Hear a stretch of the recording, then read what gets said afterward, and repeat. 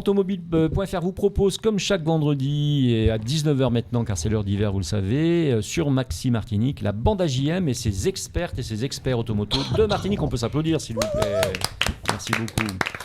Merci à l'hôtel Batelière qui nous reçoit pour cette émission chaque semaine, les vendredis donc à 19h. Merci à Speedy Martinique et ses 6 centres de réparation. Merci au Crédit Mutuel Antilles-Guyane, expert en crédit auto et moto. Et merci à Joe Magazine, le magazine dédié à la joaillerie, à l'horlogerie de luxe et à l'art de vivre aux Antilles-Guyane.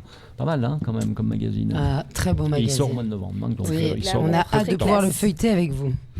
Alors, nous allons parler de la fin définitive des moteurs thermiques en Europe et en Martinique, bien sûr, ça concerne la Martinique. On parlera aussi de notre essai de la nouvelle Renault Mégane E-Tech, un essai splendide qu'on a réalisé sur les routes de notre île.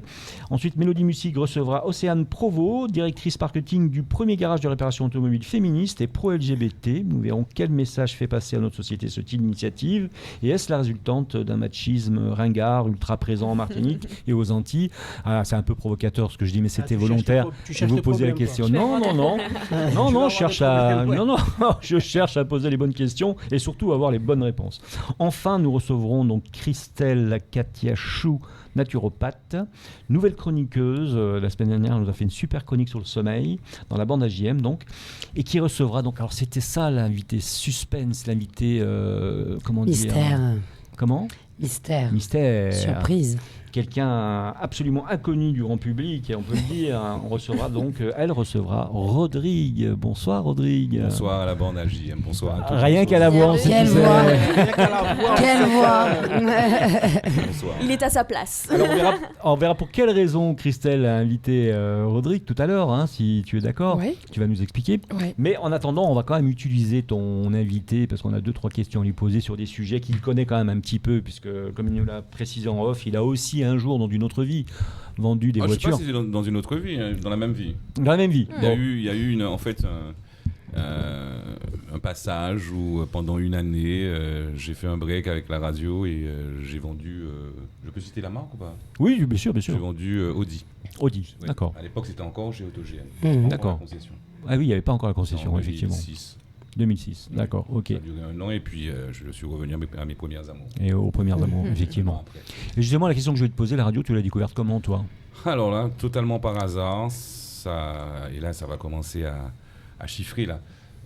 Ça a commencé en 1985, donc après le bac. C'est un ami qui, à l'époque, on était donc sur les radios associatives, ce qu'on appelait couramment après 1981 les radios libres. Il faut se rappeler qu'en 80, François Mitterrand finalement autorise les radios libres. Et à l'époque, il traitait ce qu'on appelait encore les dépêches AFP. Ouais. Je ne sais pas si certains d'entre vous s'en souviennent. Et il présentait donc des journaux sur Radio As à l'époque. Et j'ai découvert ce monde-là parce que je l'accompagnais. Et puis voilà. Comme ça. Voilà, comme ça, je me suis un peu intéressé à cet univers-là. Et le responsable de la radio à l'époque était M. Charles-Henri Fargue, parce que j'aime beaucoup saluer ceux qui m'ont permis d'être ce que je suis, alors que je suis aujourd'hui. Ça s'appelle de la reconnaissance, tout simplement. Il me dit ce que je n'ai pas envie. Je dis, bon, non, je ne connais pas, je ne sais pas ce que c'est. Il dit, voici, viens. Et puis voilà. C'est parti. Comme ça. Bon, après, faut être honnête, il y avait une voix aussi quand même. Il y avait un timbre de voix, il y avait ce qu'il fallait. Non, il s'est mis à fumer depuis pour pouvoir avoir une voix plus grave. Il a subi 3 opérations. Exactement. Non, pas du tout conscient de ça. Alors vraiment, très humblement et très modestement, non, j'ai jamais eu conscience qu'il y avait ce que je considère comme étant mon outil de travail qui m'aurait permis. Moi, je démarre juste pour m'amuser. Je sais pas. Oui. Comme beaucoup d'ailleurs à l'époque aussi. Hein. Il y a le timbre de voix et à mon avis, enfin vous me reprendrez si je me trompe, mais il y a aussi la manière de l'utiliser. C'est-à-dire que vous deviez avoir un timbre que les gens... Et puis au fur et à mesure où vous animez, vous parlez d'une certaine manière, votre voix se pose, la respiration est différente et voilà. Et là, elle se valorise, c'est un bijou. Et on finit par la reconnaître et elle apprécie, elle aime. La première fois, la voix, elle est livrée comme ça. Brute. Brut. On ne sait pas encore comment la maîtriser, on ne sait pas comment la moduler. Et puis bon, au fil du temps, en écoutant les autres, parce que j'écoutais aussi beaucoup la radio. Il y a du mimétisme aussi. Voilà. Ça, Et puis à l'époque, Rodrigue, si c'était d'accord, on se battait contre des gens qui étaient simplement les radios nationales, quoi. C'était RTL, c'était RMC encore déjà, c'était France Inter. Et voilà, il fallait réinventer finalement la radio, qui était censée être une radio de proximité. Elle l'avait été d'ailleurs de 80, on va dire 79, quand ça a commencé, jusqu'à 81, c'était des radios de proximité. Donc il fallait qu'on garde cet esprit de proximité, il fallait qu'on garde cet esprit musical. Oui. Je ne sais pas si tu te souviens de cette époque où on était quand même 100% musical, il y avait peu de parlotte, très peu. J'ai quand même j'ai quand même vu arriver le CD, quoi. Oui, voilà, c'est ça c'est incroyable aussi. Voilà, quand j'ai commencé, le CD n'existait pas. Longtemps. Drôle d'époque. Tu t'en rappelles, Eleonore? Tu sais ce que c'est, le CD? Je suis né en 84, il a commencé en 85, alors non, je m'en souviens pas. Le CD. Oui, le CD il arrive en 92, donc oui, c'est ça. Oui. Il arrive en 92, donc j'ai connu l'époque analogique, cette transition magnétique, les cartoucheurs, enfin voilà. La transition radiophonique, non pas énergétique. C'est intéressant. Ça pourrait être écrit toute cette progression là. Vous avez une sacrée mémoire. On a un petit musée. C'est génial. On aime bien revoir le matériel sur lequel on a. Les bandes. Il faut se rappeler des montages, les montages avec les bandes, les ciseaux, le scotch. Nacra, des choses. Les moins de 20 ans ne peuvent pas connaître. C'est faire venir des écoles justement, faire venir des classes. C'est ça, il y a des classes qui viennent. Et puis il faut se rappeler aussi que Rodrigue, à l'époque, les animateurs savaient tout faire. C'était aussi les techniciens, on savait tout faire. On mettait les mains de partout. On connaissait la radio de A à Z. Moi, montage, on faisait tout. Moi, j'ai démonté des antennes, monté des émetteurs, démonté des émetteurs. Alors qu'au départ, j'y connaissais pas grand-chose. Je faisais des études de droit, j'étais pas du tout là-dedans. Et puis, finalement, ça nous a appris un métier. Et ce métier-là, ceux qui ont été vraiment passionnés de la radio au départ sont encore dans la radio. Ils n'ont jamais quitté leur métier. Voilà, ça c'est très vrai. C'est un métier passion. Voilà. Alors, ça tombe bien qu'on parle de tout ça, parce qu'on parlait donc justement aussi de tes connaissances en voiture. Et donc nous, on a essayé cette semaine la nouvelle Mégane E-Tech. Donc on est rentré dans la transition énergétique chez Renault, cette fois, la marque aux losanges, vous connaissez bien, la marque française. C'est la marque qui vend le plus de voitures aujourd'hui en France et en Europe. Et donc elle y vient avec la Mégane 100% électrique, mais elle était arrivée sur le marché il y a 10 ans avec la Zoé. Oui, tout à fait. Et donc ça lui confère quand même une certaine, à mon goût, je ne sais pas si je me trompe, mais ça lui confère quand même une certaine expérience qui permet, là où certains sont encore à tâtons, notamment les Chinois, sur ces nouveaux modèles qui demandent des technologies assez puissantes, et bien Renault, elle arrive d'entrer avec cette fameuse Mégane. Aussi, voilà. Avec ça, Alors ils arrivent avec cette Mégane E-Tech qu'on peut presque comparer à une Tesla dans la puissance quand on est en mode sport. C'est juste redoutable, il faut l'essayer pour comprendre.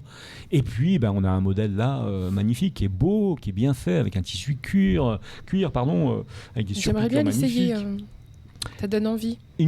Ça donne envie, avec une consommation plutôt raisonnable. 16 kWh sur 100 km. Il faut savoir qu'un véhicule consomme en général entre 19 et 20, 22, 23 kWh.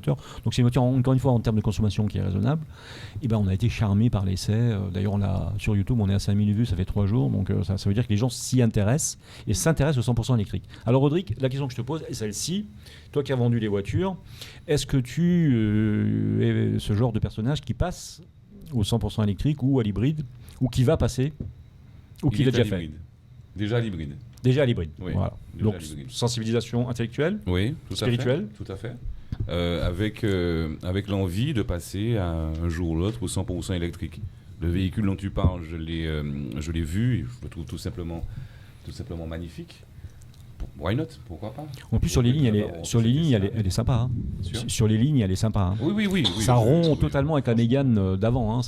On parle plus de Mégane, on parle d'une espèce de voiture en transition entre la berline et le SUV. C'est presque un crossover, ce n'est pas une. C'est une berline, mais elle a pris un peu de hauteur, elle a pris un peu de longueur. Donc j'y vais à petits pas. Bon. Un petit pas. Alors cette semaine, justement, parce qu'on parle de 100% électrique, alors bien sûr si vous voulez voir cet essai, vous allez sur grandautomobile.fr, vous allez sur YouTube, GT Auto maintenant vous savez, vous allez voir l'essai. Alors cette semaine, gros truc qui nous arrive, c'est que cette fois, l'UE décide enfin et définitivement de valider l'arrêt des moteurs thermiques en 2035. C'était en attente, c'était pré-voté. Ah oui, c'est demain. C'est 13 ans. En fait. 13 ans. Tout de suite, Alors ça va poser plein de problèmes pour plein de raisons différentes. On ne va pas tout évoquer aujourd'hui, c'est juste comme ça pour en parler. Parce que si vous achetez une voiture aujourd'hui hybride, léger, c'est-à-dire avec juste une petite batterie qui aide votre moteur à gagner un peu d'économie d'essence, ou si vous achetez un moteur hybride rechargeable, eh bien dans 13 ans, la voiture n'existera plus. On pourra difficilement la vendre, on pourra même quasiment plus la vendre. C'est même sûr et certain. D'accord. Donc voilà, le problème est posé de cette façon. Alors je voulais avoir ton avis. Vous aussi, hein, vous êtes. C'est pas qu'une conversation avec Rodrigue, on peut en parler tous ensemble. Bien sûr. Mais je me demande s'il n'y aura pas une exception, peut-être pour les départements d'outre-mer. Je sais qu'il y en a parfois, du fait de justement le nombre de véhicules d'occasion thermiques qui sont vendus spécifiquement ici à des coûts d'ailleurs très bas. En dessous de 5 000 €, voilà, c'est des coûts généralement, qui sont généralement recherchés. Et je me demande si, finalement, quand ça va arriver, on verra, hein, c'est une question comme ça, s'il n'y aura pas une exception pour nous donner un peu plus de temps. Normalement, à la vente, il n'y a plus de voitures thermiques à la vente. Normalement. À la vente. Oui, mais entre particuliers. Et essence. On est connu pour écouler les fins de stock, donc ça se trouve, nous, on va avoir encore du thermique. Ah, peut-être, ouais, c'est une vision des choses. Jusqu'à 3005.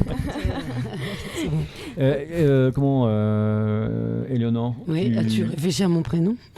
Non. Ça, c'est parce qu'en même temps que je te parle, elle me fait signe, notre technicienne adorée. Donc c'est pour ça que j'ai réfléchi un peu, excuse-moi. Éléonore, donc toi, quel est ton rapport, toi qui en plus sensibilisé non, mais tu sais bien, moi j'ai prôné la voiture. Vous vous souvenez, un jour, il y a quelques mois, on avait dû choisir un petit peu défendre les différentes énergies qui pouvaient être disponibles. Avocat et juge, hein, exactement. Voilà. Et qui avait gagné à ce moment-là? J'aimerais que vous vous rappeliez. C'était toi, qui avait été la meilleure avocate? C'était pour l'hybride. Oui, c'est vrai. Ok, donc moi je suis plutôt pro, sachant que j'ai eu une information parce que j'ai fait une fresque sur la mobilité la semaine dernière et on avait pas mal d'informations qui étaient données et c'est vrai que la peur de beaucoup de personnes, c'est de se dire si je passe de l'essence, du thermique à l'électrique, finalement l'un dans l'autre peut-être que écologiquement l'empreinte est aussi très importante avec l'électrique. Et alors, je n'ai pas la mémoire des chiffres, j'en suis désolée, je pourrais vous donner l'information la semaine prochaine, mais c'était au niveau de l'électrique, c'était beaucoup moins important que le thermique. D'accord. Ça, c'était sûr, j'ai été impressionnée, c'était divisé par plusieurs dizaines. Même du côté des pays qui fabriquent les Ils avaient moteurs. fait vraiment, le calcul était fait entre ta voiture thermique et l'électrique avec l'impact du début jusqu'au moment où tu achètes ta voiture. La voiture 100% électrique est gagnante partout, de toute façon, quoi qu'il arrive. Alors là, j'ai basculé, l'empreinte carbone est de si me basse. convaincre. Alors, est-ce que tu te poses, Rodrigue, la même question que tous les Martiniquais ou presque, hein, oui, mais c'est pas possible, la 100% électrique, parce qu'il n'y a pas de borne. En fait, moi, ce qui me fait peur, c'est la deadline. Là. 2035, je trouve que c'est quasiment demain. Il faut qu'on y arrive. Ouais. Se poser la question des bornes électriques, mais il faut qu'on commence déjà à y penser, qu'on anticipe et qu'on n'attende pas le dernier moment. Pour savoir, on fait quoi et on fait comment. Surtout qu'il y a les bornes à la maison quand on achète l'électrique, donc finalement le problème est réglé. Hein. Alors Rodrigue, tu as raison, et Mélodie, tu as entièrement raison aussi. Rappelons-nous quand même une chose essentielle, c'est quand vous achetez un véhicule électrique, et ça c'est vraiment l'information qu'on donne à nos auditeurs pour casser un peu l'ambiance mauvaise autour de l'électrique, c'est quand vous achetez un véhicule électrique, vous partez pas qu'avec votre voiture, vous êtes obligé de partir avec une borne, que vous soyez en maison individuelle ou en collectif. Vous pouvez la recharger. Le syndic est obligé de vous installer votre borne, quoi qu'il arrive, il a des aides aussi pour le faire, etc. Donc déjà, on n'est pas en métropole. C'est-à-dire quand on part le matin, on n'a pas 600 km à faire. Si on travaille, imaginons, comme commercial, nous, ça ne nous arrive pas. Donc globalement, une fois que vous avez chargé le matin, avec les autonomies d'aujourd'hui, et c'est le cas par exemple de la Mégane qui a 470 km d'autonomie, notre trajet moyen il est de 80-90 km, voire 120-130 si vous êtes un peu plus. Logiquement, vous ne devez pas avoir de soucis particuliers. Et au cas où, il y a quand même des bornes installées dans votre entreprise et dans certaines entreprises qui laissent libre accès, comme EDF bien sûr, c'est leur job, à de la recharge. Donc vous voyez que la problématique n'est pas la même. Pas toutes, hein. Ce ne sont pas actuellement toutes les grandes entreprises de l'île qui ont des installations de recharge électrique. Après, pour tous les particuliers qui sont, comme moi, dans du locatif, il n'y a à ma connaissance, je me trompe peut-être, il n'y a à ma connaissance pas encore d'installation de recharge dédiée. Oui, mais il faut faire la démarche. Moi, je suis dans une résidence, dans un bâtiment de 3 étages. Si je souhaite passer au 100% électrique, je vais me retrouver un peu dépourvu parce qu'il n'y a pas de borne disponible sur ma résidence. La seule borne... Oui, mais tu as compris que quand tu achètes ta voiture, tu fais la démarche auprès de ton syndic, tu l'entreprise fait la démarche auprès du syndic et tu auras ta borne. Donc il y aura une borne dans la comprendre résidence. Ça marche comme ça aujourd'hui. C'est pas je vous C'est une une voiture obligation, électrique en fait, et puis il y a Voilà. Oui, c'est une obligation. C'est une obligation. C'est une Oui, obligation. enfin, Alors, c'est pas une Contractuel. loi. C'est-à-dire que si vous voulez vendre un véhicule 100% électrique à quelqu'un qui veut acheter une voiture électrique, qui fait une démarche spirituelle bio, s'il n'a pas de borne, il ne peut pas utiliser sa voiture. Donc la première question qu'il vous pose, c'est comment je fais ? Ne vous inquiétez pas, on a une entreprise qui est souvent associée au concessionnaire et qui va donc faire la démarche auprès de votre syndic et qui va vous permettre d'acheter votre À borne. l'heure actuelle, en Martinique, il me semble Vous achetez la borne, que d'ailleurs, la hein, vous achetez la majorité des propriétaires de véhicules 100% électriques sont, je pense, en maison individuelle. Ils ont leur propre maison, ils ont la possibilité d'y installer une recharge qui leur est propre, mais encore une fois, toujours selon moi, il n'y a pas encore sur les résidences en collectif d'installation qui permettent Il y en a, aux je te promets qu'il y en a. locataires- Bon, alors, Il y en a, je il ne y les en ai a. peut-être pas vus. Maintenant, au niveau de la législation sur le 100% électrique d'ici 2035, comme on l'a dit, il va encore rester un grand nombre de véhicules thermiques sur l'île. Que ce soit pour ceux qui roulent en hybride, il y aura encore la possibilité de pouvoir... Oui, ça, ils sont pas réparer son concernés, en véhicule, fait. parce que tu as dit Mhm. qu'il sera peut-être difficile de revendre, mais la revente va se faire. On sait que le marché de l'occasion a explosé depuis maintenant 3-4 ans au niveau des véhicules, au niveau du marché de l'occasion, parce que justement, les véhicules tant hybrides qu'électriques ont un coût à l'achat relativement élevé. Donc, il ne permet pas, à l'heure actuelle, à tout le monde de pouvoir y accéder. Donc, c'est vrai que 2035, au niveau de la vente de véhicules neufs 100% électriques, oui, ce sera acté. Mais en Martinique, encore une fois, je pense que ça risque d'être... Bon, on verra, on va voir. Là, on est dans Difficile. l'expectative. En tout cas, les concessions seront obligées de s'y plier, mais il y a tout ce marché de l'occasion martiniquais qui continuera, je pense, encore réellement De toute façon, il y a à vivre. toujours une transition qui doit se faire. Voilà. Ah oui, C'est totalement, les transitions totalement. sont toujours compliquées. Océane Oui. Provo, vous vouliez dire quelque chose ? Oui, j'ai eu la chance de pouvoir accompagner une entreprise, un prestataire qui installe des bornes de recharge avec de l'énergie verte, parce qu'ils ont eux aussi une ferme solaire. Solaire, donc c'est de pouvoir, l'énergie voilà, vertueuse donc, pour pouvoir produire de l'électricité vertueuse finalement. Exactement. Et je pense qu'à ce stade, aujourd'hui, là, vu le nombre de véhicules qui sont vendus, c'est pour ça qu'il n'y a pas encore beaucoup de bornes. Mais c'est un peu le serpent qui se mord la queue. Et dès que le nombre de véhicules va augmenter, le nombre de bornes Ça va également. suivre. Effectivement, on installe les bornes dans les collectivités, les résidences, bien sûr. Et d'ailleurs, certaines entreprises utilisent cette idée de la borne pour avoir un axe différenciant, avoir quelque chose d'attractif sur le parking, attire de la clientèle en installant une borne sur le parking. Alors, de toute c'est façon, sur ces tout à belles paroles fait. qu'on est obligé D'accord. de faire une petite pause publicitaire, puis on revient dans un moment, vous inquiétez Ok, pas, ça marche, on en sans reparle. problème. À tout de suite. À tout de suite.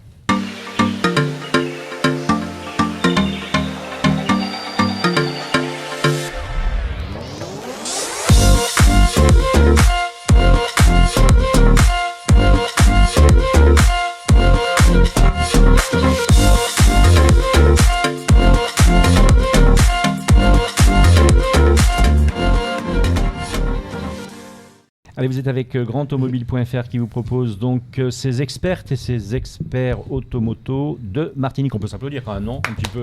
Bah ouais. On est à l'hôtel Batelière qu'on remercie. On remercie Speedy Martinique, on remercie le Crédit Mutuel Anti-Guyane, on remercie Jo Magazine, le magazine dédié à la joaillerie et l'horlogerie de luxe, Éléonore. Apparaître au mois de novembre. Apparaître au mois de Ce novembre. mois-ci, alors on peut le dire. Avec Tu des fais- articles réalisés et rédigés par Éléonore. Et elle fait tous ses achats à partir des pages achats de, de Jo Eh ben, ça Magazine. va, ça Je te va, dis pas, on- hein. ça va, on- À Noël ça tombe. hein. Là, j'ai enlevé ma montre, j'avais peur de trop vous éblouir. Léonore, on a compris. On a le plaisir d'être avec, grâce à Christelle Katiachou, qui est notre naturopathe d'office maintenant, on peut le dire, qui a invité donc un invité mystère, qui n'est pas très mystérieux d'ailleurs, c'était Rodrigue. On peut l'applaudir très très fort. Merci. Rodrigue, que vous retrouvez donc toute la semaine dans l'émission Un jour une entreprise, le matin à 8h15. C'est ça. Et pour les mornings du week-end, avec quelle émission, rappelle-nous? Au Pipiri. Et oui. On se réveille au Pipiri Au le samedi Pipiri, et le dimanche, chance, à partir de 5h jusqu'à 9h. Et tu reçois toujours des personnes qui racontent des histoires sur la Martinique ou pas? Parce que ça, c'était un truc qui me plaisait. Il y a un rendez-vous qui s'appelle Quelle histoire? C'est le dimanche à 8h45 avec Sabine Andrivon-Milton, que vous connaissez. Ouais, historienne. Qui vient nous raconter des pages de l'histoire de la Martinique et c'est un rendez-vous. Moi, je suis tombé sur le stade de Dillon, j'ai adoré. C'était trop génial. Elle est trop forte. Ouais. Ouais, c'est fabuleux parce que ça, c'est. Et elle a fait des jeux formidables. C'est une bonne cliente. Et, donc voilà. Et puis le bien-être par les plantes aussi. Ce sont des rendez-vous qu'on retrouve le week-end. Et puis on jardine aussi, voilà. On a des chroniques comme ça. Ouais, c'est génial. En tout cas, c'est proche, c'est le terroir aussi, à quelque part. C'est l'histoire aussi. Et, tout à fait. Et je sais que l'histoire est importante. Certains de nos enfants ne connaissent pas certaines choses qui sont essentielles, comme les animaux endémiques, par exemple. C'est un jour, tu as l'occasion de faire une émission. On en parle. Moi qui suis fabuliste aussi, tu sais, j'écris un peu. Oui. Je me suis rendu compte quand je faisais les écoles que les enfants ne connaissaient pas leurs animaux. C'est dommage. Ça, il faut en parler. Ça, je m'en suis aperçu à travers une question que j'ai posée récemment. Si j'ai un peu de temps, enfin, j'ai posé une question concernant un marsupial endémique à la Martinique. Ouais. Quelqu'un qui m'a répondu une souris. Voilà. Une souris ou ouais, je sais pas. C'est du manicou. Excellent.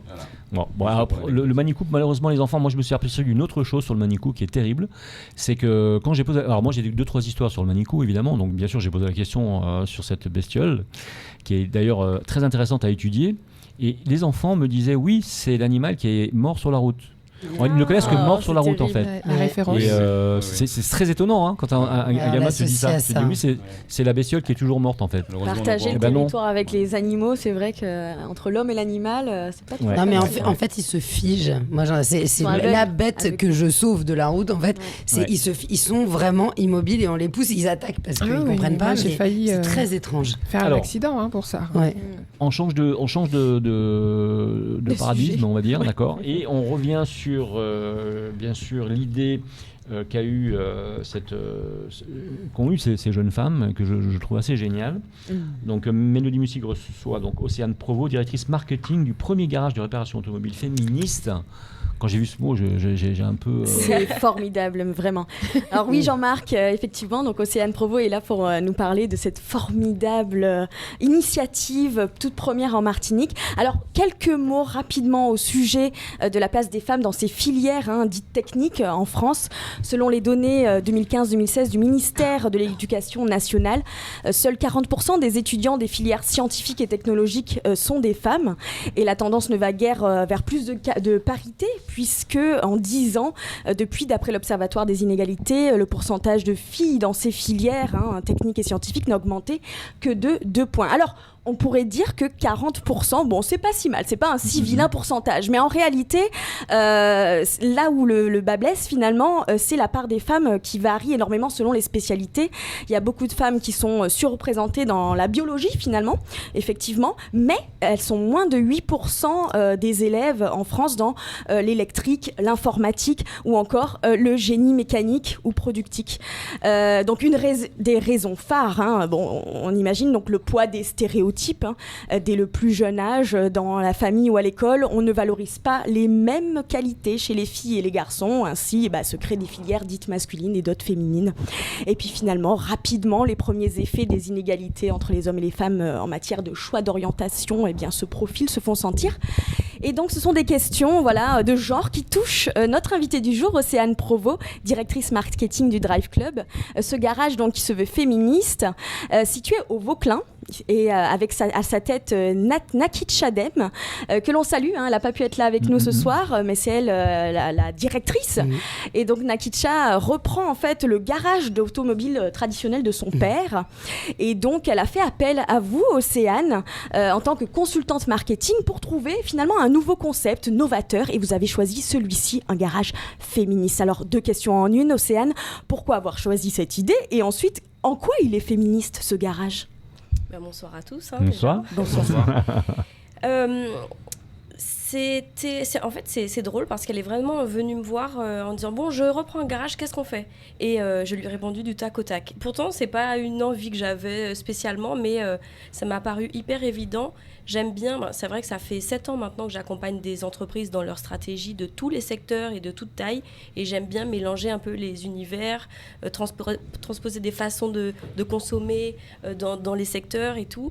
Et c'est vrai que adapter des services très traditionnels à la modernité, ou là par exemple un service très masculin à la femme, ça m'amuse déjà. Je pense que c'est important. Ça m'amuse, et ça veut toujours dire ça reste une entreprise, hein. Donc ça veut dire qu'il y a un marché.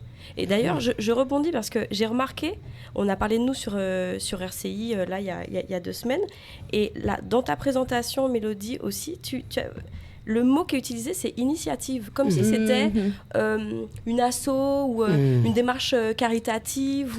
Il y a vraiment... Non, mais bien sûr.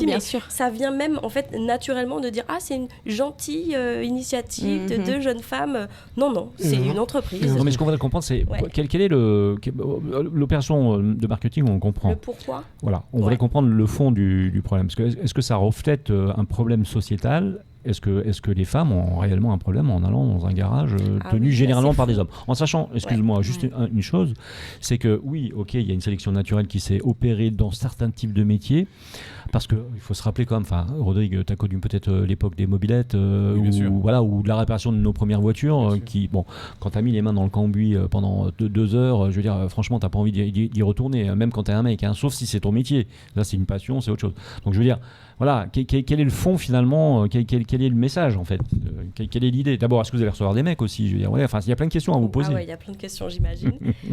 Déjà, c'est vrai que dès qu'on a commencé à en parler pour tester un petit peu, voir l'idée, si ça prenait ou quoi, les réactions, elles ont été immédiates, et même chez les hommes. C'est-à-dire que dès qu'on disait on va faire un garage plutôt destiné aux femmes, ah oui, super. Même les hommes étaient les premiers à dire super, parce que ma compagne, ma sœur, ma mère, il lui arrivait ci, elle lui arrivait ça. Mais arrivé quoi en fait concrètement? Alors on a identifié nous 3 gros points un peu douloureux dans l'expérience automobile chez les femmes. Le premier, ça va être qu'on va être poussé à l'achat, soit à faire des réparations qui ne sont pas nécessaires, soit à payer plus cher parce qu'on ne connaît pas, en fait, tout simplement par manque de connaissances, on ne connaît pas les prix, donc ça passe. Le deuxième point, ça va être la condescendance. C'est difficile parce que autant un prix, on peut comparer de devis, on peut dire « Ah oui, je me suis fait arnaquer ». L'attitude... C'est difficile parce qu'on peut pas dire oui, il a été méchant avec moi. C'est très subjectif. Oui, c'est très subjectif, mais et subtil aussi, parfois. Subtil. Il y a des humiliations aussi. Tu m'en as raconté une en off d'ailleurs. Tout à l'heure, que tu peux la raconter. Par exemple, quand j'ai acheté ma voiture, à l'époque, c'est moi qui payais toutes les factures dans le foyer. C'était moi qui gérais les entreprises. On avait plusieurs entreprises avec mon conjoint. Et on arrive à la concession. Je dis bonjour, je voudrais acheter une voiture.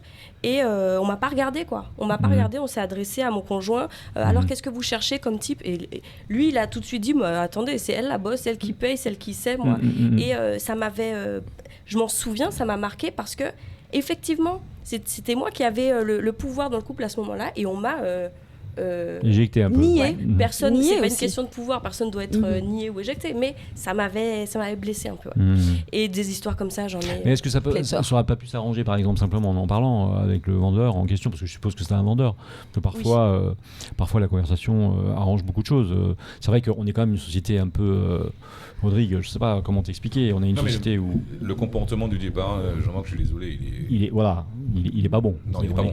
C'est clair. Mais je suis pas certain que toutes les personnes qui vendent des voitures ou qui ont relation avec l'automobile soient de la même académie. Tu vois ce que je veux dire? Faut pas se voiler la face. Je rejoins ce qu'elle Non. dit. Pour moi qui ai fréquenté le monde de l'automobile, les équipes commerciales, on ne vend pas une voiture à une femme comme on vend une voiture à un homme. Il ne faut pas se voiler la face. C'est une société qui est encore un peu machiste. On aime bien sa voiture, on aime bien. C'est vrai que c'est encore un peu masculin. C'est vrai que. Mais regardez par exemple. Ouais, mais ne rend pas la chose sympattique non plus. Parce qu'il y a de vraies humiliations. Je vous donne un exemple. Voilà. Je vous donne un exemple concret. Sans t'interrompre, il y a cette idée en fait du départ, et c'est ce que tu disais, que la femme qui vient acheter une voiture, de toute façon, elle n'y connaît rien. Elle n'y connaît rien, c'est pas la peine de lui expliquer. Donc si elle est venue avec son mari, son conjoint, il vaut mieux s'adresser au mec parce que lui, il va comprendre ce que je veux dire. C'est totalement faux. Mais Et pourtant, on conduit c'est tous les très jours, clair. toutes les femmes conduisent tous les jours. Quoi. Mais Autant que les hommes, quasiment. alors, je vais vous donner deux contre-exemples. Premièrement, dans notre société martiniquaise aujourd'hui, il y a de plus en plus de femmes seules. Donc de plus en plus de femmes décident pour elles-mêmes. Bon, après qu'elles soient grugées ou pas par les vendeurs de voitures, bon, ça c'est un autre problème que je veux bien régler avec vous. C'est pas un souci. Mais regardez, je vous donne un autre exemple, un contre-exemple. Donc le week-end dernier, il y avait les courses en Martinique. Il y a énormément de femmes dans l'organisation des courses. Il y a des femmes pilotes, des femmes copilotes. Voilà, elles sont là, elles sont mises au même niveau que les pilotes classiques. Voilà, enfin je veux dire. Tout est arrangement, je veux dire, tout est savoir vivre ensemble, je pense. Ah mais c'est sûr, et d'ailleurs je viens pas du tout à l'antenne en tant que militante. Non, alors vraiment pas du tout. Non, et on la base le bon comportement aussi. Ouais, c'est ça. Oui, c'est un message qu'on envoie très clairement en ouvrant un garage féministe. Et d'ailleurs, j'ai pas dit tenu par des gens qui sont femmes. Un garage féministe, moi c'est comme ça qu'on me le présente. Un garage féministe, ça veut dire réservé aux gens qui sont féministes. Est-ce que moi je reviens à la question initiale en fait. Est-ce que vous pouvez définir, parce qu'on ne vous a pas laissé répondre et moi ça m'intéresse, exactement votre activité pour saisir, parce que le terme féministe il est très large, malheureusement il y a des gens qui y mettent des choses qui ne le sont pas. Être féministe c'est autant les hommes et les femmes sont féministes. Comment vous appréciez aussi le féminisme? Qu'est-ce que vous entendez par ce mot qui est très puissant et en même temps très fourre-tout, et nous dire qui peut y aller? Effectivement, ouais, très fourre-tout, on en parlait tout à l'heure avec Mélodie. C'est vrai que dès qu'on parle de mécanique et de féminisme ou de femmes, tout de suite, il y a cette idée que... comme si on voulait que toutes les femmes deviennent mécaniciennes ou que toutes les femmes s'intéressent à la voiture. Enfin, ça n'a pas de sens. Garçon manqué en chemise. Exactement. Là, ce que ça veut dire pour nous, un garage féministe, et d'ailleurs c'est vrai que c'était difficile la sémantique, le choix des mots. Moi j'étais partie sur anti-patriarcal, on m'a dit. Mais là je vous rejoins pour le coup. Oui. Mais, ça a été un peu compliqué. Exactement. Mais ceci dit, ça aurait été plus adapté parce que nous on avait envie de dire on ne veut pas certains comportements, on ne veut pas certaines façons de faire. Et malheureusement, en fait, quasiment, on est obligé d'utiliser ce mot féministe qui sonne hyper vindicatif tout de suite, alors que l'idée est donc d'avoir un garage qui soit adapté aux besoins et aux attentes. On a parlé tout à l'heure de la communauté LGBT et tout, c'est une partie de la clientèle, de la cible, mais a priori des femmes. Par exemple... statistiquement, c'est quand même les femmes qui ont la charge de beaucoup de choses dans le foyer. Elles doivent s'occuper d'énormément de choses, l'administratif, la paperasse, les enfants, les courses et machin. Et nous qui sommes dans le secteur automobile, sans te couper, on sait très bien que la femme influence au maximum l'achat de la voiture. Ah bah totalement. Et pas loin derrière, il y a les enfants d'ailleurs. Et donc elles viennent vous voir, ces femmes. Et du coup, on avait envie que cette corvée de plus, en fait, cette tâche de plus sur la liste, et que ça soit plus une corvée et que ce soit un rendez-vous agréable, que ce soit un plus et pas juste du temps d'attente. C'est pour ça qu'on a vachement travaillé le lieu. Ouais, le lieu d'attente est hyper confortable, insonorisé, climé mais pas trop, avec une grosse offre de médias, on a une bibliothèque, des magazines, mais pas People Mag, quoi, pas Cover, je sais pas quoi, Closer, je sais plus, des vrais magazines. Pardon. Un lieu inclusif. Oui, parce que du contenu. Un lieu inclusif, un contenu qui soit plus intellectuel, avec une petite salle qui reçoit chaque mois des prestataires différents, un peu fun. Mais ça va du coaching en finances personnelles à la voyance, par exemple, sur la liste de prestataires qu'on a présélectionnés. Donc il y a ce lieu déjà qui est un moment et un rendez-vous, parce qu'on a mis en place un business model en abonnement. Et de sorte à pouvoir étaler les dépenses sur l'année et du coup pouvoir venir plus rapidement. Dans le sens où je finis, dans le sens où, justement, par manque de connaissances, ça peut être déstabilisant rapidement quand y a un voyant qui s'allume, il y a un truc qui fait clink-clink dans le train avant, ou il y a un problème. Et il n'y a pas besoin d'avoir, enfin, il n'y a pas le besoin d'être dépendant de quelqu'un D'avoir un d'autre mari. Dépendant d'un homme dans l'entourage. Parce On vous aime. que si on est abonné, on peut débarquer juste pour qu'il y ait une des assistantes mécaniques qui puisse jeter un coup d'œil et dire ah bah oui, effectivement, il y a une réparation, il y a quelque chose à faire, il y a un problème, ou bah non, c'est juste ça, donc il n'y a pas d'inquiétude, on programme un rendez-vous. Sans cette appréhension de se faire avoir. Ouais. Ah bah clairement, oui, Ok. clairement. Je peux. Mais... Rapidement, je voulais dire, oui, ce qui est super aussi, c'est d'avoir, finalement, d'être dans un milieu où on est représenté en tant que femme, c'est-à-dire que j'arrive pas dans un garage, même si souvent, moi, j'ai eu des expériences très correctes, bien, moi très aussi. bien, ils sont très cool, mais n'empêche que bah, si j'arrive avec une jupe, etc., même s'ils me regardent pas, je me sens un peu potiche, ou alors, je sais pas, rien que de penser que peut-être quelqu'un à l'intérieur pourrait penser ça de moi, voilà, des appréhensions. Et donc finalement, ce lieu-là va casser ces appréhensions. C'est plus rassurant. Et c'est plus Ouais, mais je suis rassurant, c'est vraiment- un Mais en milieu même temps, sécurisé. en même temps, Le tu peux sujet. te faire draguer par une nana, je veux dire. Si c'est Oh. réservé aux femmes, Non, tu peux si te faire c'est draguer par un une femme. garage, oui, Ouais, tout à fait, ouais. mais si c'est un garage féministe engagé, je pense que non, il y a Mais toujours clairement, cette volonté de clairement, respecter oui, l'autre, oui. respecter l'autre. Les règles, disons qu'on va dire le règlement intérieur va être quelque chose de très affiché, incarné, assumé, ça c'est sûr. Non, Et c'est en plus, étonnant, de c'est toute étonnant. façon- Enfin, tu sais, moi, je suis un peu l'empêcheur de tourner en rond. C'est étonnant que quand on se libère l'esprit et qu'on part dans des dans des choix personnels qui sont des choix encore une fois aujourd'hui totalement acceptés, en tout cas par moi et par cette équipe autour de la table. C'est étonnant après de se mettre des règles, des super règles pour dire qu'il faut pas ceci, il faut pas cela, etc., parce que la vie c'est pas ça. Bah, on Et aimerait d'ailleurs, qu'on serait n'en ait pas en assujetti- avoir besoin. Mais hein. quoi non, qu'il mais on arrive, n'aura pas besoin. Vous serez assujetti, C'est vrai, quoi ouais. qu'il arrive, à la loi du marché. La loi du marché, elle est valable pour tout le monde, pour les hommes ou pour les femmes. C'est-à-dire que demain, vous montez votre garage, bah, vous aurez les mêmes soucis que, je sais pas moi, le plus grand garage qui existe, je sais pas, celui de Renault peut-être, ou pour pas toujours citer les mêmes, celui de Parfaite, vous aurez les mêmes soucis, vous aurez les mêmes Sur contraintes. l'aspect mécanique, Et mais sur les pas tous tarifs, les mêmes soucis. Et sur la formation, et Mais surtout... ça, pas de souci. Bah, ça, c'est une entreprise, c'est normal. Par contre, pas tous les mêmes soucis. Parce que il y a quelque chose dans le garage mécanique. Et là, je parle pas forcément des mécaniciens. Généralement, voilà, les mécaniciens, c'est le gérant, c'est le faut chef qu'on aille vite, parce qu'on va d'entreprise. vite, on va je terminer. termine Oui, là-dessus. voilà, oui. Il y a une espèce d'autorisation générale Mhm. qui fait que un homme va se permettre de dire des choses dans l'espace mécanique qui ne se serait pas permis de dire. Moi, on m'a dit des choses pendant que j'attends, en tant que cliente dans un garage, qu'on ne m'aurait jamais dit dans la salle d'attente d'une banque ou dans la salle Parce que d'attente c'est un du milieu médecin. dit masculin. Mais jamais. Donc peut-être que c'est là qu'ils se sentent plus à Et l'aise. le jour, d'ailleurs, quand on a commencé les travaux au garage, il y a le garage traditionnel du père de Oui, Nakitcha tourne Mhm, encore. mhm. Donc on était là à trimballer des sacs. J'y ai passé 3 heures. Il y a eu un mec, un jeune, qui m'a dit devant les autres clients que s'il était mon homme, qu'est-ce qu'il m'aurait fait. Il a été très graphique devant tout le monde. C'était insupportable. Bon, je l'ai rembarré, mais quand même. Et il ne m'aurait Ouais. jamais dit ça dans un autre Contexte. type de lieu. Voilà, exactement. Il y avait un gros ravet sur un des sacs que je portais. Donc je l'ai lâché en hurlant, je n'ai pas honte.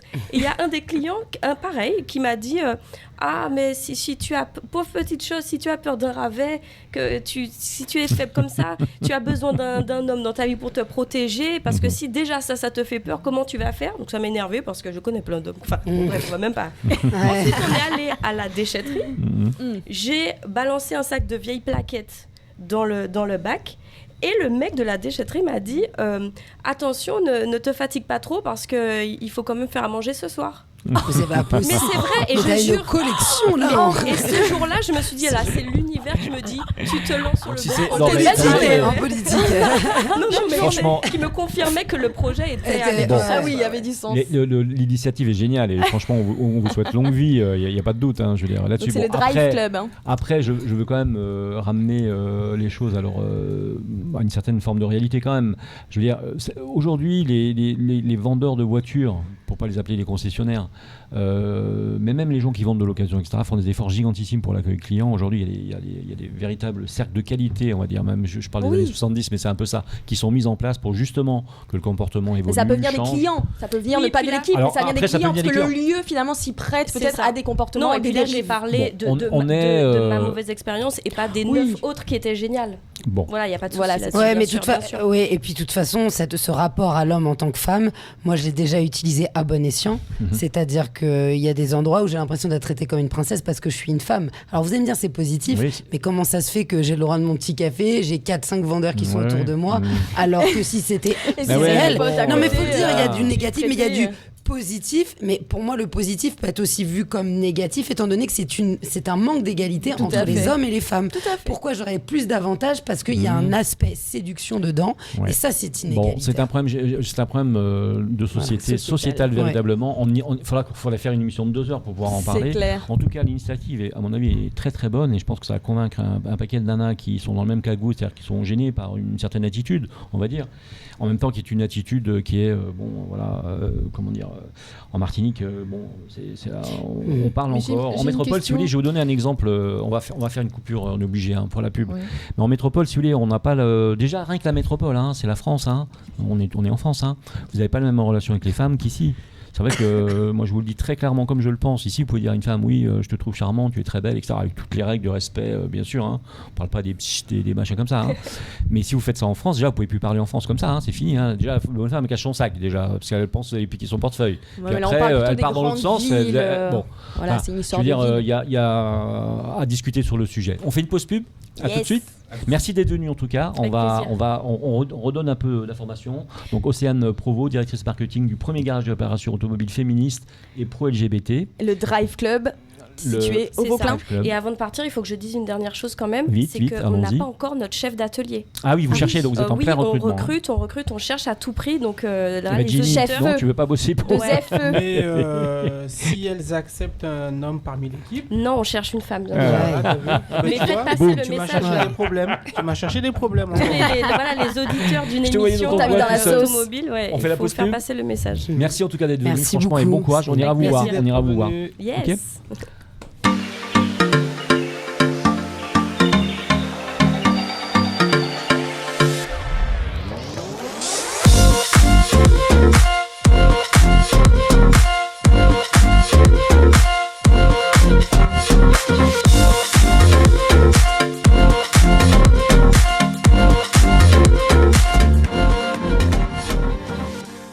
Allez, vous êtes avec grandautomobile.fr qui vous propose comme chaque vendredi à 19h maintenant, l'heure d'hiver oblige, sur Maxi Martinique, la bande AJM et ses expertes et ses experts automoto de Martinique. On peut donc vous applaudir. Merci à l'hôtel Batelière qui nous reçoit, merci à Speedy Martinique, merci au Crédit Mutuel Anti-Guyane, merci à Joe Magazine. Nous sommes en pleine conversation, nous étions en pleine conversation donc avec Océane Provost, du garage Drive Club au Vauclin, garage qui se veut féministe. Qui se veut féministe, donc réservé aux femmes. Des valeurs féministes. Et donc qui cherche une chef d'atelier mécanique. Une femme qui serait chef d'atelier et donc qui serait donc à la tête finalement de cette équipe de femmes mécaniciennes. Rodrigue, urgemment. C'est super sympa quand même comme principe. Je trouve l'idée géniale. L'idée est très bonne, je veux dire. Ça permet de se démarquer aussi. Surtout ça répond à un besoin, une constatation que vous avez pu tirer de votre expérience. C'est ce que vous nous disiez. Oui. Pourquoi ça ne pourrait pas exister en fait?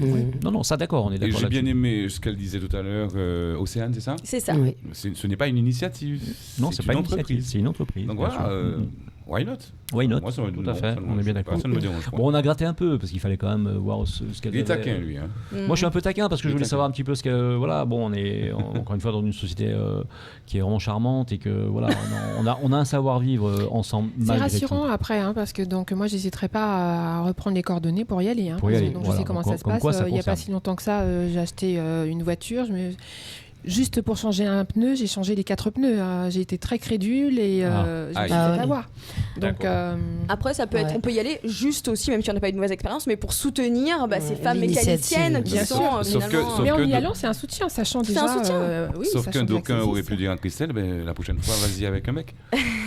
Aussi. Oui, c'est vrai. Il y a des mecs qui ne connaissent absolument rien.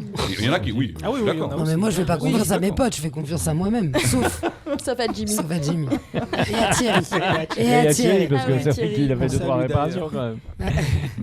Bon, c'est vrai que tu devais changer ta batterie, il t'a changé les 4 roues et le coffre arrière. Mais bon. Non, mais par contre, en fait, j'arrive toujours en annonçant la couleur. Thierry. En disant, je vous préviens, j'ai pas une thune. Donc, comme ça part bien au moins. Essayez pas. De toute façon, vous n'y arriverez pas. Vous vous débrouillez. c'est tout le contraire. Donc c'est comme ça. Alors Rodrigue, c'est comme ça que la voiture donc d'Eleonore est une Simca 1000, mais qui a un avant de Mercedes et un arrière de R8. Tu vois. Voilà. On l'embête avec ça à chaque fois, la pauvre. Mais là, elle fait bien annoncer la couleur dès le départ. ça, bon, pas la peine. Allez, même pas la peine. C'est même pas la peine. Bon, on est content de retrouver donc Christelle Catiachou, naturopathe, dont je rappelle d'ailleurs les coordonnées téléphoniques, puisque donc la semaine dernière on a parlé de toi, mais on n'a pas donné les coordonnées. Mais enfin, c'était sur la vidéo, mais on va les redonner quand même. Vous savez que donc Christelle a bien sûr à son cabinet, donc vous pouvez la joindre au 06 96 09 74 00. Donc là vous avez le secrétariat donc du cabinet et bien sûr vous pouvez prendre des rendez-vous, et c'est à Trinité, à Tartane. Oui. Voilà. Sainte-Luce et Trinité, principalement et Trinité aussi. Maintenant. Oui, je me suis rapproché un petit peu. Alors, donc bien sûr, on discute depuis 1 heure avec Rodrigue, mais c'est ton invité. Alors pourquoi donc cet invité surprise qui est venu donc au cœur de la du schisme En fait, c'est là que je vais savoir pourquoi je suis là. Oui, voilà, ça tu vas savoir. Ça fait 1 heure, il se demande qu'est-ce qu'il fait là. Ouais, nickel. Alors Christelle, dis-nous tout, on veut savoir. Je suis tout oui. Déjà, je suis honorée de le recevoir pour l'une de mes premières émissions sur Maxi. Donc je suis ravie d'être avec vous. C'est vrai que c'est un honneur pour moi parce que ça a été aussi comme un mentor. La première fois que j'ai fait mes émissions, ça a été avec lui. Nous avons fait 2 ans d'émissions ensemble. L'émission sur la naturopathie, parce que pour moi c'est vraiment une passion. Il m'a toujours encadré, encouragé à aller jusqu'au bout des choses, et je me suis retrouvée derrière le micro comme une enfant. Donc je ne pouvais pas commencer, on va dire, cette aventure avec vous sans l'inviter. D'accord. Parce qu'il m'a permis de grandir, et c'est aussi un homme qui est plein d'expérience. Donc vraiment, je tenais à le remercier déjà dans un premier temps. Voilà. Et puis, en même temps, Rodrigue a cette faculté de voir aussi les gens au plus profond d'eux-mêmes. D'accord. Donc, entre la confiance, entre la mise en confiance, donc en plus de par sa vocation, comme la vôtre depuis très longtemps, c'est pour moi, je pense que c'est important aussi d'être derrière le micro, mais de l'autre côté. Oui. Donc, j'ai pensé l'inviter déjà pour le remercier. Je le remercie beaucoup. Bon, on peut l'applaudir déjà bien fort. Déjà d'être venu, voilà, ça fait plaisir. Là, je ne sais pas si j'arriverai à parler après ça. Vous prenez des risques là. Il est tout gêné. On sent qu'il y avait une vraie complicité en tout cas entre vous deux dans cette émission. Ah oui. Et avec le public aussi, puisque. Avec le public, voilà. Les témoignages qu'il y a eu aussi lors des émissions échangées, le partage. Hein, Rodrigue? C'est quelqu'un de très humain, on le sent. Moi, je te remercie en tout cas pour ces jolis mots, mais je te renvoie aussi les compliments, parce que la première fois qu'on s'est rencontrés, moi j'aime bien échanger. On m'a dit il faut que tu rencontres une femme là, naturopathe, elle est géniale. J'ai dit mais laisse-moi voir avant. Oui. Faut que je change, faut que je vois si ça peut coller. Il ne s'agit pas de faire des binômes ou d'avoir quelqu'un en émission si ça ne fonctionne pas. Et on s'est rencontrés tranquille dans un bureau, on a discuté. Et j'ai vu en fait, j'ai ressenti de l'intelligence déjà. La connaissance de la naturopathie, je sais que j'avais pas affaire à quelqu'un, à une arnaqueuse ou quelqu'un qui se prétendait être machin. Donc il y a eu ce temps d'échange-là pour chercher à comprendre qui elle était, parce que je ne la connaissais pas du tout. Et j'ai vite compris que c'était une bonne cliente. C'est ce que j'aime dire dans notre jargon, que c'était une bonne cliente. Elle a une voix, déjà, et une signature vocale, on sait que c'est elle. Pour moi, c'est important.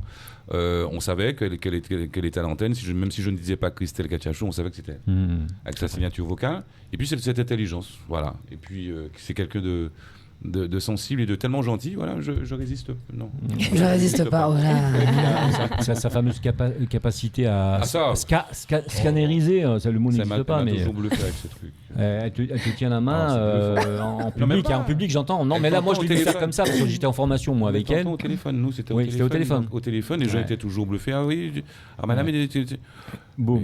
Comment vous savez ça? Mais je ne vous connais pas. Oui, mais chaque fois j'étais bluffé. Quoi. Je me dis, c'est bluffant. Il n'y a rien à dire, c'est bluffant. Un truc. Après, ça reste très spontané. L'échange se fait, la connexion se fait tellement vite que je ne peux pas refuser de dire ce que j'ai besoin de dire. Donc les personnes se reconnaissent dans ce que. Mais sûrement, mais on en est certain, on est convaincus. Mais justement, alors le petit jeu qui peut être marrant, c'est que tu nous dises un petit peu comment dire, monsieur. Rodrigue, on le connaissant. Vous connaissez. Oui, c'est facile. Hein. On voudrait savoir. C'est un peu biaisé. On connaît Moulin. Ils ont collaboré 2 ans ensemble. Non, mais est-ce que tu connais C'est bon. Regarde, je voudrais voir sa vision. Oui, mais c'est vrai parce que Jean-Marc, il est toujours en train de parler des autres. Mais moi, j'aurais préféré quand même qu'on mette à l'honneur. Et tu sais quoi, qu'on sache qui il est vraiment justement, puisqu'on connaît son côté un peu humaniste. À ce moment-là, dis-nous des petites anecdotes aussi. C'est un homme de radio excellent, etc., mais on voudrait savoir, en connaître un peu plus. Voilà. Bien, déjà, Rodrigue, c'est un cérébral, hein, donc il a de l'instinct aussi, donc on va pas lui faire n'importe quoi. Voilà, il écoute son instinct généralement. Il a ce côté où effectivement le libérateur, donc où il a une oreille d'écoute bienveillante avec son entourage, hein, lui aussi. Et puis le fait d'aller à la radio, c'est vrai que c'était pas non plus un besoin chez lui. Mais c'en est un maintenant, parce que la communication, il vit la communication quand il est effectivement sur la radio. Il emmène les gens vraiment à une écoute et les gens m'appellent et viennent en cabinet me dire mais quand est-ce que vous faites une émission et Rodrigue il va bien. Rodrigue bon. Rodrigue est sur RCI, voilà, donc ça a été vraiment une belle complicité pour moi, ces 2 années magnifiques, parce que c'est un épanouissement et jamais sans lui je serais là avec vous. Donc et la naturopathie bien sûr, RCI m'a donné vraiment le moyen de m'épanouir et parce que c'est vraiment une émission, hein, qui permet des échanges avec une spontanéité chez chacun. Les témoignages sont là. Même moi, j'ai halluciné d'entendre autant de personnes. Madame Chou a fait ceci, voilà. Donc. Alors, ça tombe bien parce que justement, j'ai une question à te poser. Donc, on a compris que c'était un cérébral, hein, Rodrigue. Mais bon, en t'écoutant à la radio, on s'en doute aussi un petit peu. Oui, c'est un perfectionniste, hein, ce monsieur.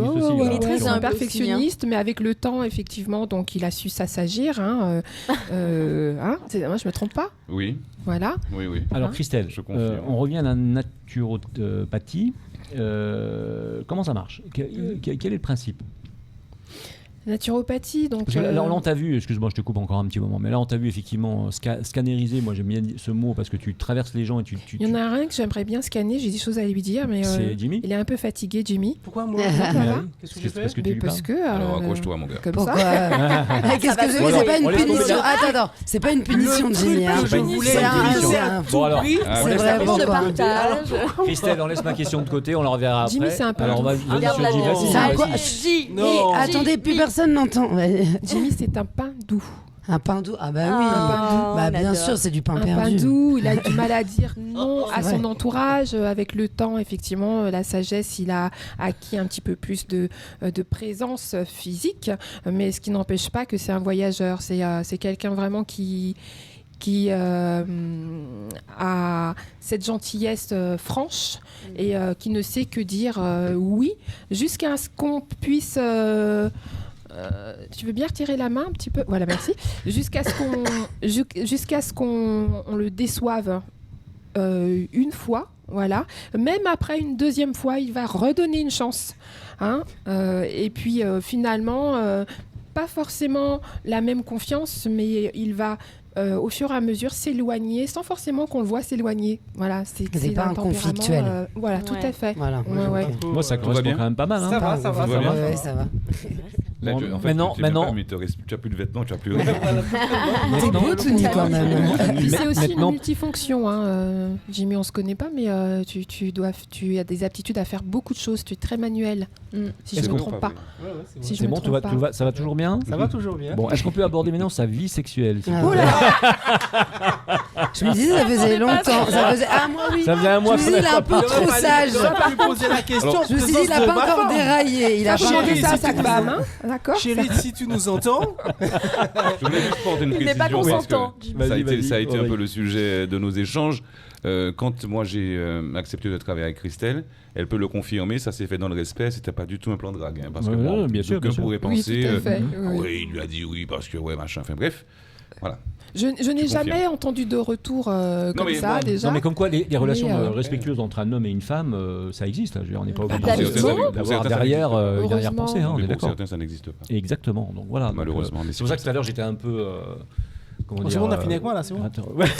On a fini avec toi. Accueil. Ça sera en off. Pour la vie sexuelle, ça sera en off, hein, bien sûr. Alors, Christelle, autrement, en dehors de ça, la question que je te posais tout à l'heure, la naturopathie, c'est quoi? Comment ça marche? Qu'est-ce que c'est en fait? Quel est ce don? Est-ce que c'est un don déjà? Me concernant, j'ai été attirée après 18 ans de pharmacie. Et c'est en pharmacie qu'on m'a donné la possibilité justement d'aller vers cette formation qui dure 18 à 20 mois. Il faut entrer dans une école agréée à la FENAMAN, donc la Fédération internationale des naturopathes. Donc c'était cette fédération reconnue en Europe. Il faut savoir aussi que la naturopathie est reconnue dans l'Europe entière, sauf en Italie et en France. Voilà, donc nous sommes dans le monde de Pasteur. Après, nous sommes en Martinique. Mais de plus en plus de médecins maintenant font appel à des naturopathes qui ne sont que complémentaires.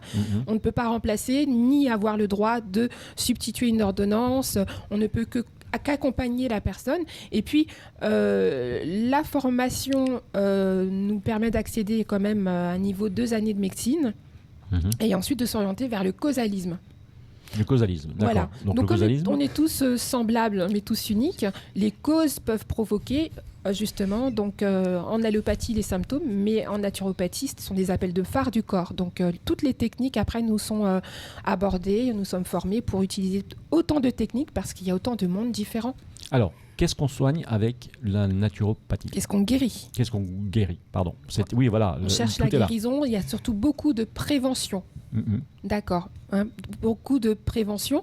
Et par la suite, par exemple, un diabète de type 2, donc comme j'en vois assez régulièrement, maintenant les gens savent que avec la naturopathie, eh bien, donc, l'alimentation, on peut arriver à rééquilibrer un diabète de type 2 tout en sachant que ça fait partie des maladies de civilisation. Tout à fait. Donc il y a bien une cause qui peut être soit émotionnelle, alimentaire ou même un terrain génétique. Une fois qu'on le sait, il y a des prédispositions pour réapprendre à manger, accompagner ce patient, parce que c'en est un, et puis arriver, mais moi je trouve ça magnifique, parce que les gens qui viennent me voir sont la première fois étonnés effectivement de mon approche, à un certain moment déprimés aussi, des larmes coulent, mais ce sont des larmes d'exutoire et repartent, et je les revois 15-20 jours, un mois après, commencent à rentrer, à être radieux, parce qu'ils sentent qu'ils ont plus confiance en eux par rapport à la démarche qui a été faite, et il y a une mise en confiance avec une autonomie qu'ils ignoraient. Donc ça s'apprivoise. Alors dans ce métier, on utilise aussi beaucoup d'huile essentielle. Pardon, ah oui, voilà. La même question, les huiles essentielles, ça passe par la nourriture, les plantes. La nourriture, l'aromathérapie, la phytothérapie, l'allopathie, enfin pas l'allopathie, la lithothérapie. De toute façon, on n'aurait pas fait la différence. La réflexologie, l'allopathie, c'est médicament, je le rappelle pour les médecins. D'ailleurs, nous ne sommes pas là pour remplacer les médecins, parce qu'ils ont très peu de temps pour une consultation, 15 minutes avec une pression énorme. Et d'ailleurs, nous parlions la dernière émission du sommeil, où ils ne peuvent pas non plus encadrer le sommeil parce qu'ils n'ont pas le temps de poser les questions. Donc le naturopathe est là pour combler un petit peu, mais surtout dans la prévention. Il faut réapprendre et être à l'écoute de son corps. Ça s'apprend. Voilà. J'ai une question plus législative. Il y a quelques jours, il y a eu un reportage qui est paru dans le JT national qui disait, comme tu l'as indiqué, que la naturopathie n'était pas officiellement, ou en tout cas législativement reconnue en France. On est en Martinique où il y a déjà un terrain un petit peu plus propice à ça, puisque de par nos familles et les anciens, il y avait le recours aux plantes, etc. Enfin, en Martinique, ça a toujours culturellement, il y a pas beaucoup moins de méfiance. C'est une ouverture. Culturellement, il y a beaucoup moins de méfiance. Comment tu pourrais conseiller les personnes qui aimeraient se tourner vers un naturopathe à déterminer quel est le bon, je ne sais pas si c'est le terme, quel est le bon praticien? Alors déjà, il y a cette formation. De quelle école vous êtes issu, ces écoles-là font filière à la FENAMAN, de quelle école vous venez. En plus, sur les cartes de visite, une carte doit être précisée que par le praticien naturopathe. Il ne doit pas y avoir de spécialisation. Par exemple, naturopathe iridologue, eh bien, je suis iridologue que si j'utilise l'iridoscope, parce que j'ai cette formation. Voilà. Donc, nous sommes habilités à masser, justement, à utiliser aussi donc, la cartographie de l'iris, à utiliser les plantes. Mais c'est pas parce qu'une plante agit sur toi qu'elle va agir sur toi de la même manière. Et puis, elles sont pas là pour être utilisées toute l'année. Des grosses erreurs que nous faisons au pays. Ce sont les questions que je lui ai posées la première fois qu'on s'est rencontrés. Je ne suis pas sûr de qui on avait affaire. Les références, il me les faut. Ne serait-ce sans couper Léonore, faut aller vite parce qu'on arrive à la fin de l'émission. Il y a eu de grands nombres de recommandations qui indiquaient qu'effectivement un naturopathe ne doit pas se substituer à un professionnel médical reconnu et déjà diplômé par rapport à ça. Donc c'est vrai que ça. Il faut se rappeler qu'on a connu ça avec l'ostéopathie aussi. Hein. Je ne sais pas si vous vous souvenez, l'ostéopathie c'est catastrophique alors qu'aujourd'hui c'est devenu obligatoire. Mais avec la sophrologie aussi, et les médecins vont même des fois orienter vers d'autres spécialistes. Mais de plus en plus de médecins sont ouverts à nous envoyer des personnes qui sont ravis de voir justement les résultats. Je rebondis sur ce point commun du bien-être que tu expliques et puis à travers les chroniques que tu vas faire. Et Rodrigue, toute l'activité que vous faites, c'est vraiment être tourné vers les autres, à l'écoute. Il y a forcément beaucoup d'énergie qui est donnée et qui est reçue. Quels sont un peu vos petits tips bien-être pour terminer l'émission ? Déjà, j'aime beaucoup la musique. J'écoute beaucoup de musique. Tous les genres possibles et imaginables. J'écoute du trap, j'écoute du rap, du reggae. Je suis un fan de reggae. Donc, je me ressource en ça, en fait. Je me ressource dans la musique. Et puis, avoir mes...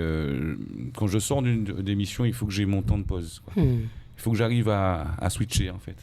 Parce que le cerveau, il a tellement tourné à fond, il faut que je switch, donc il faut que je me pose avant de faire une quelconque activité. Après, il faut que j'ai ce break-là. Donc c'est vraiment le bien-être mental. Ouais, c'est sûr. C'est une leçon à donner à chacun. Chacun a besoin, effectivement, à un moment donné, sûrement de réagir de la même façon. En tout cas, la musique, je suis entièrement d'accord, c'est évidemment une chose. Enfin, les hommes de radio, par définition, depuis des années, on est baigné dedans. Alors, nous étions donc avec Christelle Katia Chou, qui est naturopathe. Je redonne son numéro de téléphone, c'est 06 96 09 74 00. C'est pour rejoindre son cabinet Naturella, donc à Trinité, Tartane ou alors à Saint-Clus pour être un peu plus près si vous êtes dans le Nord. Alors donc, les gens ne connaissent pas spécialement le nom du cabinet. Naturella, parce qu'on m'appelle Naturalia. Je ne suis pas Naturalia. Donc on appelle plus Madame Chou.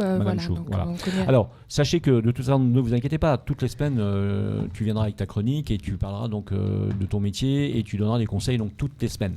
Là, c'était un peu le début, donc on a brossé le portrait. On rôde le truc, quoi. Voilà, exactement, c'est ça. Mais les conseils seront là et en plus de ça, tu me coaches, donc je suis un de tes patients. Donc, alors ça a été justement. Je serai aussi un... Comment ? Ça a été justement. Ah oui, ça a été très bien. On voit. Moi, je viens de voir une fois qu'il ressemble à Brad Pitt. On voit. Oui, voilà. Et mais je vois déjà la différence. Je vois déjà la différence dans les garages automobiles. On me regarde d'une manière différente. Donc déjà, je vois ça. Tu as joué dans 3, c'était toi dans 3 en jupette. Oui, c'est ça. Allez, écoutez, moi je vous dis franchement que cette émission était très sympathique. Merci en tout cas Christelle d'être avec nous. Christelle Chou, je le rappelle, Katia Chou. Et merci d'avoir invité Rodrigue. C'est sympa de t'avoir. Ça fait un plaisir pour moi. Passer de l'autre côté de la barrière, ça fait du bien aussi. Bon, allez, on peut l'applaudir bien fort quand même. Merci à vous. Merci franchement Rodrigue. Merci. Vous étiez donc avec grandautomobile.fr et sa bande, donc la bande des expertes et experts automoto en Martinique. Merci à l'hôtel Batelière qui nous reçoit donc chaque semaine les vendredis soirs, maintenant à 19h, Jimmy, parce que c'est l'hiver. Ouais. Est-ce que tu as acheté tes pneus neige ? Oui. Pas encore ? Si, ça y est. Oui, également. J'ai fait une commande groupée. Bon. Merci à Speedy Martinique et ses 6 centres de réparation. Merci au Crédit Mutuel Antilles-Guyane, expert en crédit automoto. Merci à Jo Magazine, le magazine dédié à la joaillerie et l'horlogerie de luxe. C'est l'époque pour aller jeter un œil sur ce magazine, puisque si vous avez des petits cadeaux à faire, c'est le moment de les faire. C'est masculin et féminin en plus, donc c'est très intéressant. Alors merci donc, merci à Mélodie Mussy qui recevait Océane Provo, justement, de l'applaudir. directrice de marketing de ce premier garage féministe en Martinique. Merci à Christelle Katiachou, naturopathe, qui recevait donc Rodrigue de RCI. Alors, je rappelle que Rodrigue, on le retrouve, vous le savez, toute la semaine du lundi au vendredi à 8h15 dans son émission Un jour une entreprise et le week-end pour les mornings, le samedi et le dimanche. À partir de quelle heure ? 5h du matin. Oh, c'est génial, 5h du matin. Au moment où il faut aller à la pêche, boum, tac, on met la radio et on a un peu de Rodrigue, ça fait du bien. Juste avant de prendre le grand vent, tu sais, et de choper le premier marlin. Oui. Voilà. Alors, merci à Éléonore Théodose. Franchement, on est super content de l'avoir avec nous, cette nana. C'est une sacrée nana quand même. C'est vrai. Elle a besoin de partir, Éléonore, là. Ça passe en quoi. Ça se voit, regarde-toi. On dirait lui en cache. Elle est pressée de partir en vacances, en fait. Je vous rappelle que ce week-end, vous retrouvez tout le sport sur RMC, diffusé par Maxime Martinique. Et dès lundi matin, la matinale d'Apolline de Malherbe, suivie du Moscato Show de Vincent Moscato, qui un jour viendra dans notre émission. Oui.